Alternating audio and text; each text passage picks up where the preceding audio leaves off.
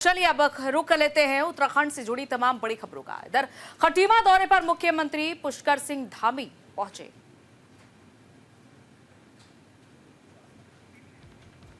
जहां खटीमा में तिरंगा झंडा भूमि पूजन कार्यक्रम आयोजित हुआ। सीएम धामी ने 213 फीट ऊंचे तिरंगे का शिलान्यास किया। सैनिक सम्मान समारोह में सीएम ने प्रतिभाग किया। सीएम ने अपने माता पिता को पुष्पांजलि अर्पित की। जवान शहीदों को भी पुष्पांजलि अर्पित की। मुख्यमंत्री पुष्कर सिंह धामी खटीमा दौरे पर पहुंचे हैं। सीएम ने पिता सूबेदार शेर सिंह धामी की 5वीं पुण्यतिथि पर आयोजित सैनिक कार्यक्रम में प्रतिभाग किया और जहां उन्होंने सबसे पहले नगर के कंजाबाग राह के पास स्थापित किया जा रहे 213 फीट ऊंचे तिरंगे झंडे के भूमि पूजन समारोह में प्रतिभाग किया और विधिवत पूजा अर्चना कर शिलान्यास किया। इसके बाद मुख्यमंत्री धामी तराई बीच विकास निगम मैदान में आयोजित सैनिक सम्मान समारोह में पहुंचे, जहां उपस्थित जनप्रतिनिधियों, बीजेपी कार्यकर्ताओं, पूर्व सैनिकों और बड़ी संख्या में उपस्थित स्थानीय जनता ने उनका भव्य स्वागत किया। और इस दौरान मुख्यमंत्री ने सर्वप्रथम अपनी माता श्रीमती विष्णा देवी के साथ अपने पिता स्वर्गीय श्री सूबेदार शेर सिंह धामी के साथ प्रदेश के वीर जवान शहीदों को पुष्पांजलि अर्पित की और उन्हें नमन किया। अपने संबोधन में मुख्यमंत्री धामी ने कहा कि जब भी मैं सैनिकों के साथ होता हूं तो मैं बहुत भावुक हो जाता हूं, क्योंकि मुझे ऐसा लगता है कि जैसा कि मैं अपने पूज्य पिताजी के सानिध्य में हूं और इस समय मैं अपने ऐसे ही परिवार के बीच में हूं।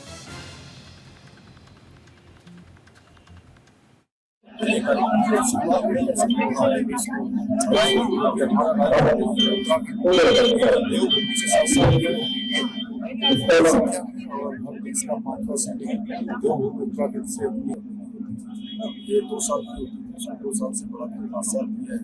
आने वाले समय में जो भी जरूरी हो वो सब फैसले लेते रहेंगे।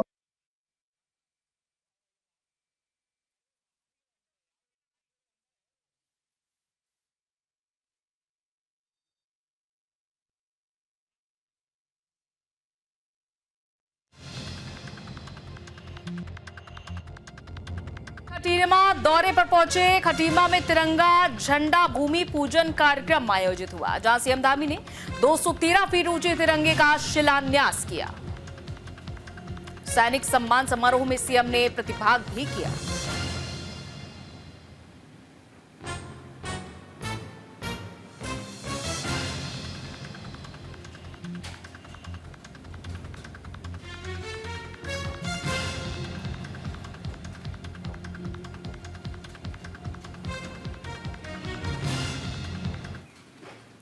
इधर चारधाम यात्रा को लेकर तैयारियां तेज हैं। यमुनोत्री और गंगोत्री को भी बेहतर किया जा रहा है। दोनों धामों में करोड़ों के निर्माण कार्य चल रहे हैं। यात्रा मार्गों को बेहतर बनाया जा रहा है। यमुनोत्री गंगोत्री में 78 करोड़ से ज्यादा के विकास कार्य जारी है। यमुनोत्री के लिए लगभग 38 करोड़ की स्वीकृति की गई है। गंगोत्री के लिए लगभग 40 करोड़ रुपए स्वीकृत किए गए हैं। तो मुख्यमंत्री पुष्कर सिंह धामी के निर्देशों पर यमुनोत्री और गंगोत्री धाम की तीर्थ यात्रा को निर्बाध बनाने के लिए व्यापक प्रयास किए जा रहे हैं। मुख्यमंत्री स्वयं तैयारियों की प्रगति की निगरानी कर रहे हैं और चारधाम यात्रा को सुचारू, सुरक्षित और सुव्यवस्थित बनाने के लिए आवश्यक धनराशि स्वीकृत कर रहे हैं। उत्तरकाशी के जिला मजिस्ट्रेट डॉक्टर मेहरबान सिंह बिष्ट ने बताया कि यमुनोत्री और गंगोत्री धाम में बाढ़ सुरक्षा कार्यों और घाटों की मरम्मत को सर्वोच्च प्राथमिकता भी दी जा रही है। अधिकारी ये सुनिश्चित कर रहे हैं कि सड़क मरम्मत, स्वच्छता, उन्नयन और बिजली आपूर्ति सुधार सहित महत्वपूर्ण बुनियादी ढांचा परियोजनाएं समय से पहले पूरी हो जाए। यमुनोत्री में विकास कार्यों के लिए लगभग 38 करोड़ रुपए की राशि आवंटित की गई है, जबकि गंगोत्री के लिए लगभग 40 करोड़ रुपए की राशि स्वीकृत की गई है।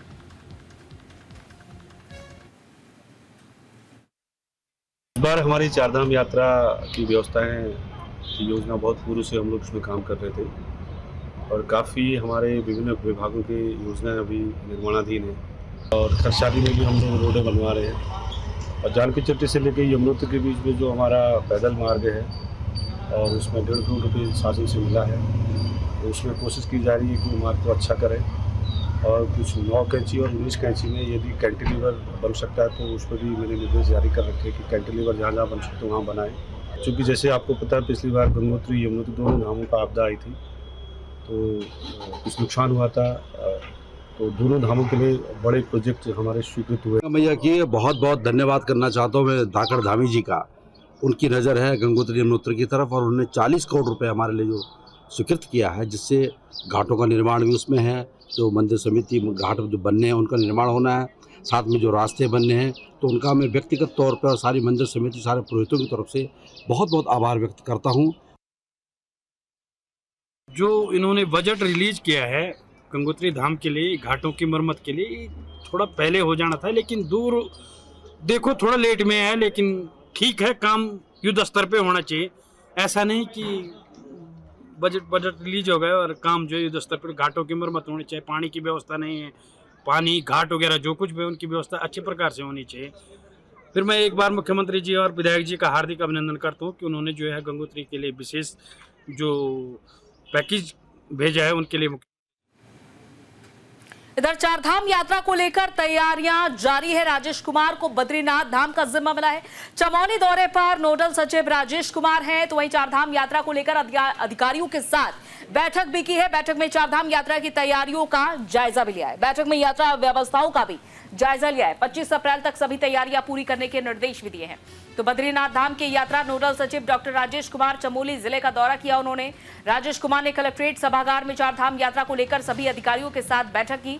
उन्होंने बताया कि मुख्यमंत्री के निर्देशों के क्रम में उन्होंने कमेडा से बद्रीनाथ तक सड़क, बिजली, पानी सहित अन्य आवश्यक विभागों का निरीक्षण किया। सभी संबंधित विभागों को 25 अप्रैल समस्त व्यवस्थाएं पूर्ण करने के निर्देश दिए हैं। उन्होंने नंदप्रयाग, कमेडा और पागल नाला में 15 से 20 दिन में प्रोटेक्शन वर्क और डामरीकरण करने के साथ ही नंदप्रयाग के पार्थाडीप में पुरानी गैवियन वॉल पर भी समय से काम लगाने के निर्देश दिए हैं।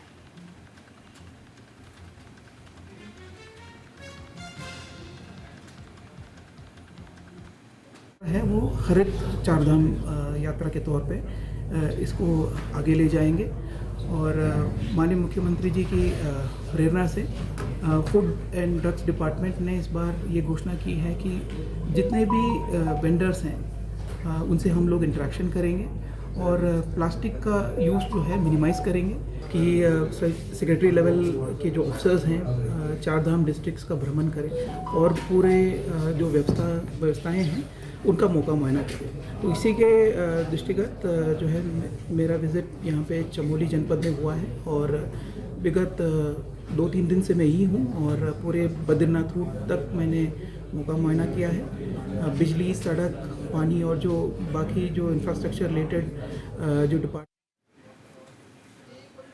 चारधाम यात्रा निरीक्षण के क्रम में बद्रीनाथ से आने के बाद सचिव चिकित्सा, स्वास्थ्य, सिंचाई और चारधाम यात्रा में बद्रीनाथ के नोडल अधिकारी आर राजेश कुमार ने जिला अस्पताल का निरीक्षण किया। इस क्रम में उन्होंने स्वास्थ्य व्यवस्था को बेहतर करने के लिए 20 करोड़ 72 लाख की लागत से निर्माण किए जा रहे क्रिटिकल केयर सेंटर का निरीक्षण किया और ये भी देखा कि तय मानकों के अनुरूप क्रिटिकल केयर सेंटर का निर्माण कार्य किया जा रहा है या नहीं। साथ ही उन्होंने कार्य में तेजी लाने के भी निर्देश दिए हैं। इसके बाद सचिव ने जिला अस्पताल का निरीक्षण किया और जिला अस्पताल में कितने मेडिकल स्टाफ हैं इसकी भी जानकारी ली। सरकारी योजनाओं का लाभ लाभार्थियों को मिल रहा है या नहीं, ये भी जानकारी ली और मेडिकल स्टाफ को निर्देशित करते हुए कहा कि वो बीमार लोगों की सेवा भाव से मदद करें।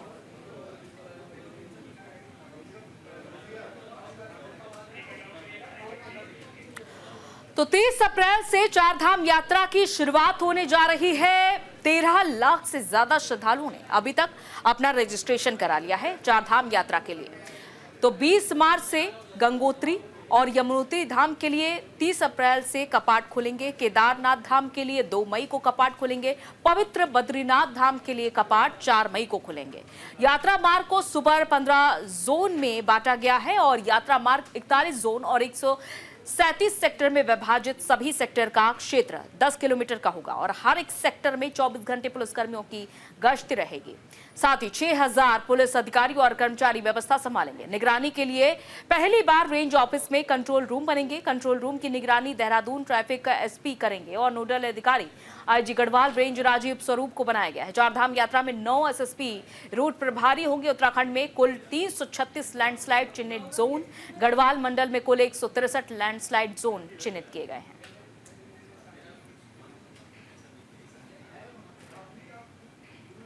इधर हरिद्वार में एचआईवी से पीड़ित मरीज मिले हैं। जिला जेल में एचआईवी का विस्फोट हुआ है। जेल में एचआईवी पॉजिटिव 15 कैदी मिले हैं। जानकारी मिलते ही जेल प्रशासन के होश उड़ गए। हरिद्वार की जिला जेल में 1100 बंदी ऐसे हैं जहां स्वास्थ्य विभाग की टीम जांच में जुटी हुई है। उत्तराखंड के हरिद्वार जिला कारागार से एक चौंकाने वाली खबर सामने आई है, जहां जेल में बंद कैदियों के स्वास्थ्य परीक्षण के दौरान कुल 15 कैदी HIV पॉजिटिव पाए गए और इसके बाद हरिद्वार के जिला कारागार में 15 HIV पॉजिटिव कैदी मिलने से हड़कंप मच गया है। जिला कारागार में इन सभी कैदियों के लिए अलग से बैरक बनाया गया है, जहां पर सिर्फ HIV पॉजिटिव कैदी ही है।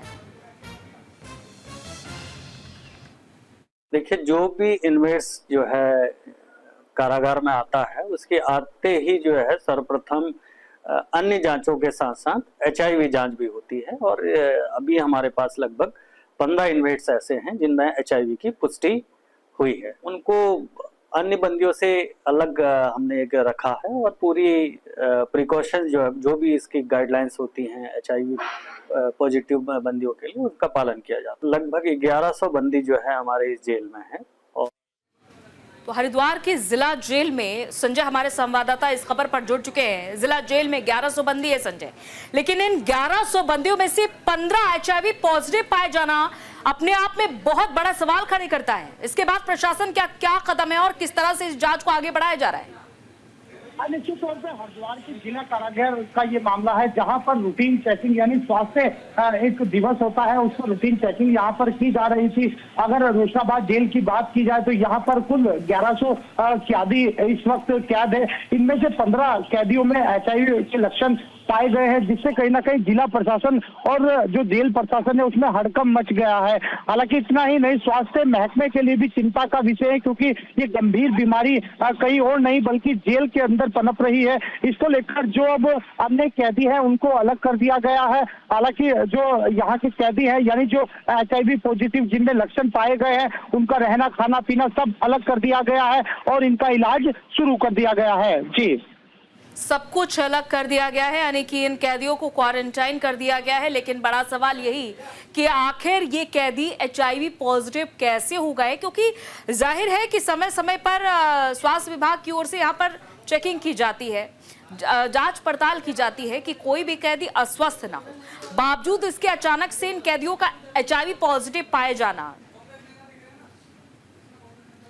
चेकिंग होती है, इस तरह की जांच होती है, क्योंकि हम देखते हैं कि अगर हरिद्वार ही नहीं अन्य प्रदेशों से भी यहाँ जो कैदी है वो हरिद्वार की रोशनाबाद जेल में कैद है। इसके अलावा जब भी लोगों को यानी जो कैदी होते हैं उनको सजा सुनाई जाती है, उसके पश्चात उनकी यहाँ पर जांच की जाती है। लेकिन एक अचानक से इस तरह से 15 कैदियों में HIV पॉजिटिव के लक्षण पाए जाना अपने आप में एक बड़ा सवाल है। आखिर यह लक्षण इनमें आए कहां से और कैसे इस बीमारी का शिकार हुए हैं, इसको लेकर अब लगातार जांच की जा रही है। और जो अन्य कैदी है उनको भी डर का माहौल बना हुआ था, जिसके चलते अब जो 15 कैदी है उनका जो बैरिक है वो भी अलग बना दिया गया है। जी, बहुत बहुत शुक्रिया तमाम जानकारी के लिए। तो रूटीन चेकअप होता है और उसमें 15 कैदी HIV पॉजिटिव पाए गए। इधर अगली खबर है देहरादून से, जहां नदी नालों जल स्रोतों पर अतिक्रमण है। नैनीताल हाईकोर्ट ने अतिक्रमण को हटाए जाने के निर्देश दिए। निर्देश के बाद प्रशासन की कार्यवाही भी लगातार जारी है। पचवादून में अवैध प्लॉटिंग पर बुलडोजर गरजा है और अब तक 10 मकानों पर बुलडोजर एक्शन लिया गया है। नवाबगढ़ में भी शुरू हुई है बुलडोजर कार्रवाई और अब तक 10 मकानों पर प्रशासन का पीला पंजा चला है।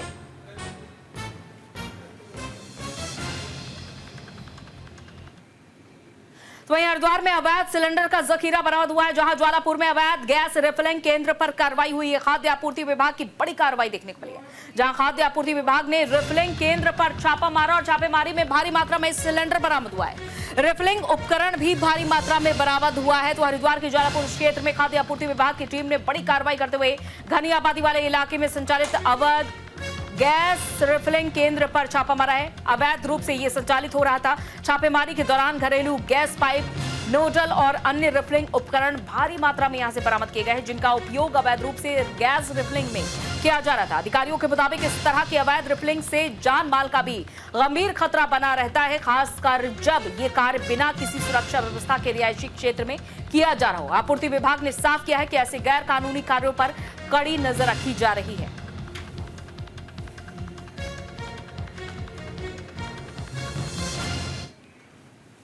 वहीं उत्तराखंड में अवैध अतिक्रमण पर बुलडोजर चलेगा। सरकारी जमीन पर अतिक्रमण को लेकर प्रशासन पूरी तरीके से सख्त है और ये बताया जा रहा है कि अवैध कब्जे को हटाने के लिए प्रशासन की ओर से ये कार्रवाई की जा रही है। 15 दिन के अंदर अतिक्रमण को हटाने के निर्देश दिए गए हैं प्रशासन की ओर से। जिला प्रशासन ने फोम फैक्ट्री को भी सील कर दिया गया है और ये बताया जा रहा है नैनीताल जिले के चौसला गांव में सरकारी जमीन पर अतिक्रमण को लेकर जिला प्रशासन अब सख्ती बरत रहा है।